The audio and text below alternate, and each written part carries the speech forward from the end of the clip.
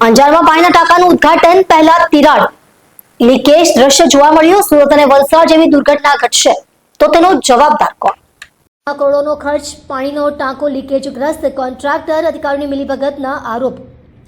અંજાર ખાતે જીયુડીસી દ્વારા બનાવવામાં આવેલા કરોડો રૂપિયાના પાણીના ટાંકામાં પાણી શરૂ થાય એ પહેલા જ લીકેજ અને તિરાડો દેખાતા ગંભીર આક્ષેપો ઉઠ્યા છે। કોન્ટ્રાક્ટર અને અધિકારીઓ વચ્ચે મિલીભગતથી ભ્રષ્ટાચાર થયાનો આરોપ કરવામાં આવ્યો છે।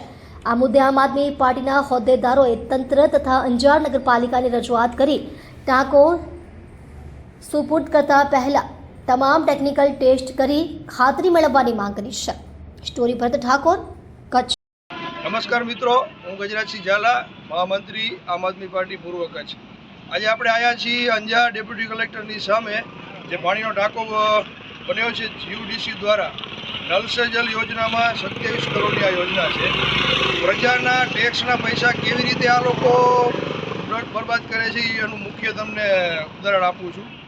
સુરત, વલસાડ જે રીતે પાણીનો ટાંકો ધરાશય થઈ ગયો, એવી જ રીતે અંજારમાં આવો જ કંઈક બનાવ બની શકે છે। આ ટાંકાની અંદર હજી જલ આવ્યું નથી, એના પહેલાં તો લીકેજ થઈ ગયું છે।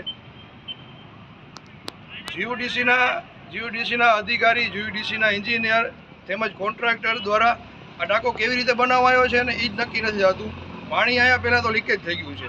હજી આ યોજના સંપૂર્ણપણે પૂર્ણ થઈ જશે પછી આ ટાંકાનું નગરપાલિકાને સુપ્રત કરવામાં આવશે। ત્યારે હું નગરપાલિકાના ચીફ ઓફિસર તેમજ પદાધિકારીઓને વિનંતી કરવા માગું છું કે આનું સુપ્રત કરે એના પહેલાં બધી પ્રકારના ટેસ્ટિંગ થઈ જવા જોઈએ। લીકેજ છે કે નહીં એનું સર્ટિફિકેટ લઈ, કમ્પ્લેટ બાંયધરી લઈ ત્યારબાદ જ નગરપાલિકાએ આનું હેન્ડઓવર લેવું જોઈએ। કારણ કે કાંઈ પણ બનાવ બની જશે તો ટાંકો પડી જશે ને કોઈ પણ જાનહાનિ થશે એની તમામ જવાબદારી નગરપાલિકાની રહેશે। માટે ખાસ કરી આનું ગમે ત્યારે હેન્ડઓવર લ્યો ત્યારે ફૂલ ચકાસણી કરી ત્યારબાદ જ આ નગરપાલિકાને સુપ્રત કરવું જોઈએ।